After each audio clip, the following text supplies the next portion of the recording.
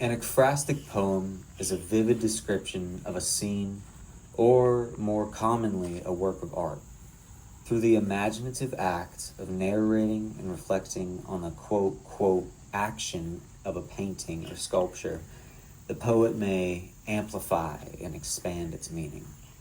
Though I am no poet, I do love, however, dramatically enhancing my life in hopes to create my own therapy. So as we go through this video, please enjoy and unearth the secret of ekphrastic poetry with me throughout these 6 poems. For the first 4, I spoke about what the painting made me feel. For number 5, Claude Monet's painting followed my thought process of what the painting's story told us, and at least told me. And finally, number 6, Hopper's piece, which is the denouement of this project, is a direct relation to the true story of why the painting even exists in the first place.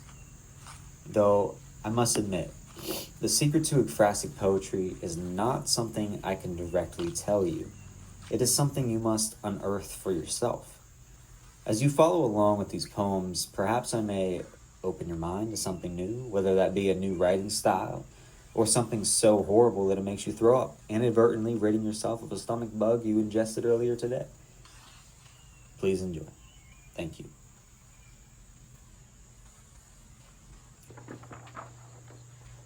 The Scream, painted by Edvard Munch, 1893. Marionette. Trudge through life as a marionette, prodded by strings. Let them envelop your nervous system and eat your bones. As they dissolve your flesh to reveal concealed truths, let them feast upon the hourglass hidden away. Each grain of sand will lodge themselves into every throat. The taste is sweet, savory even. This short-lived ecstasy will pass. Strings burn easily. Their own hellish tongues set cities ablaze. So watch as this sand heats amidst their fury and turns to glass, skewering accursed tongues set to transport ruin upon your being.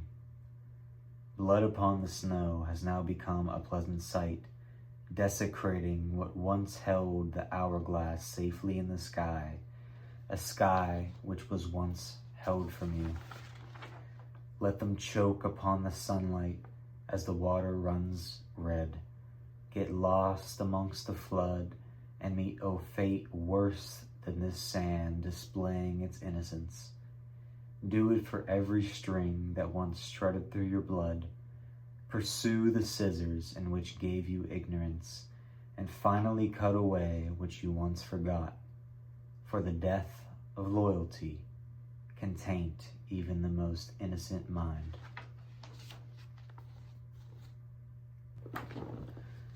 Girl with a Pearl Earring, painted by Johannes Vermeer, 1665. Expectation.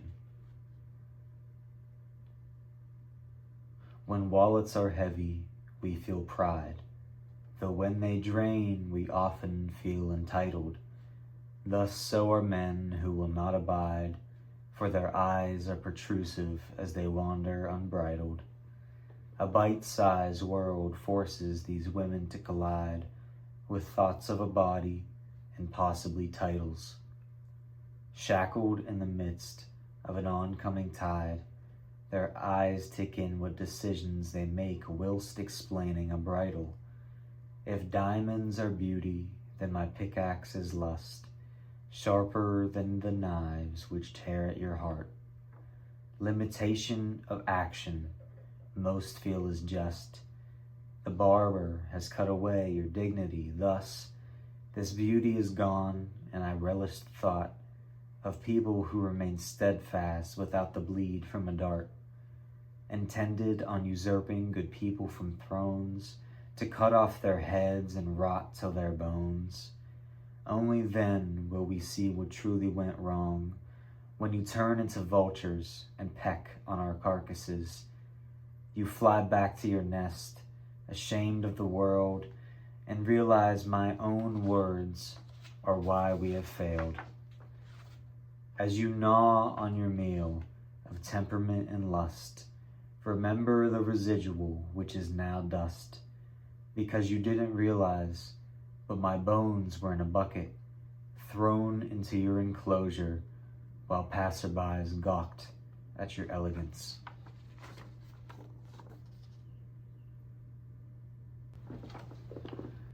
The Starry Night by Vincent van Gogh, 1889. Finger paint. White picket fences in a sunlit yard. The towering mass presses onward, its venerable onslaught approaching with haste. Humanity forges their bones into impenetrable metal cages in fear to stave the oncoming flames, and flesh becomes entombed in this creation. The sun has now fallen into the sea, and the fence has been darkened. Flames perceive to engulf casually dine, gently devouring a feast of metal. The metallic taste and brash feeling do not offend these flames, indeed they do not. And the charred remains of fences thank the embers as they eat, chipping away at the grass, dead set on the sun. It must also travel through homes that hold flesh and ignorance supplied by metal cages. Screams deafen as flames eat, whimpers silence when flames wipe their tears. This destruction and fury was only meant to terrify the sun, and as the flames pressed onward in its venerable onslaught, they greeted the sun, but soon found that victory was impossible. But it was also impossible for the sun. They were found interconnected to become more powerful. If they had not ate ignorance and dined upon arrogance, the sun would be weaker today, and the light we need to build our cages would not exist. And if we do not have the cages, then the flames will have nothing to eat. And if the flames have nothing to eat, then the sun will stare down, weaker than ever before. The Creation of Adam, painted by Michelangelo, circa 1508 to 1512. Snare. The search for everything, rockets breaking the atmosphere, cloth now covers us. Was the search for peace amongst religion what we needed? Or is it that now, since we are amongst it, that we have not known life without it? Or rather, unable to imagine it? By the grace of God, by the hand of Jesus. My hand is nothing without theirs, so rid me of it. This blaze across the sky as I graze across the ground. This skin roughens against the grass, and its hue turns green. Moment of contact, breathing turns into constrictions. Moment of contact, skin is never without another. Moment of contact, sun darkens and fabric covers soul. Moment of contact, and life without it has disappeared. Do not negate the value of this contact. Idea occurs. Breathing is non-existent. Idea occurs. Skin tightens under eyes. Idea occurs. Worlds only know moons. Idea occurs. My life is nothing without it. The idea continues to occur until I sign my life away willingly, though in many cases it isn't. Nothing exists, and human innovation stops when trauma is cured. Moment of contact, bandages are applied. Moment of contact, the injured are stitched. Moment of contact, idea occurs. Idea occurs. Moment of contact. You cannot spell cyclitic beauty without forever. Idea occurs. Moment of contact.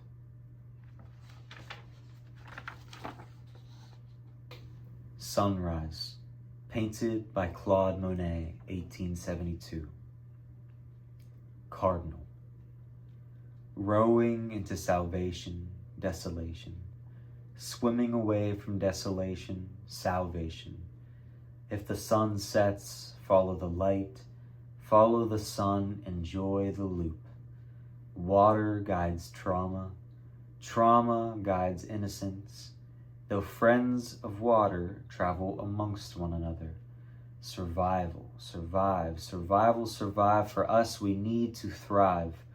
We leave cold, misunderstanding behind and bask in the final light of the day, where slits leaked beauty our faces now absorb in warm entirety. Survival, survival. Innocence sits behind me. Does it ponder about eternity? Does it wonder about certainty as I wander without either? I see movement underwater and see love. I see worry. I see companionship in leaders. I see sickness and hierarchy. I see the mind. I don't understand this school.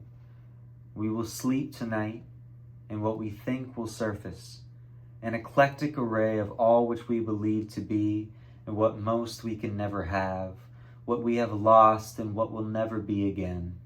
This boat is the barrier between human understanding and age, and light guides us both through a wicked world created under love. Nighthawks by Edward Hopper, 1942. Rockstar. Tongues always lie, while the subconscious unearths truths that will never feel air.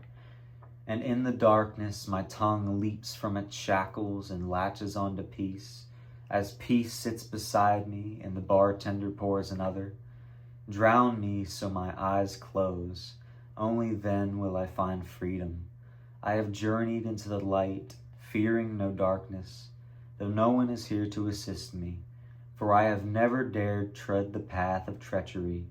An outcast reaching for more, reaching for me, finds comfort in solidarity, nothing to some, everything to me. For I am a nighthawk, glaring across splintered wood, immersing myself in the condensation of my glass, sensing innocent brotherhood, gleeful romance, and yet my jealousy creeps over my cup in the form of foam. So I take a swig and lure it down into the deepest recesses of my stomach, where I've made its home comfortable, so it wishes not for departure. And I have no heart to ask it to go, for all it's done for me, all the good that it has done. I am a nighthawk, screeching at a moon and clawing at the spotlight, trying to reach the center. Eventual success is inevitable, though the answer I expected to find was different. I am a nighthawk, so my brim hangs low. I am a nighthawk, so the bell ringing provides momentary ecstasy before the foam of deceit takes control again, and I fall away into darkness, happy for everyone except myself. I am a nighthawk. Now that we have delved into my first ever experience with ekphrasis, I ask that you like, comment, subscribe, share, and perhaps if you like these ones, check out some of my other work. I've left them in the description as well. So, nothing else to say but hang loose, brothers and sisters. Keep on living.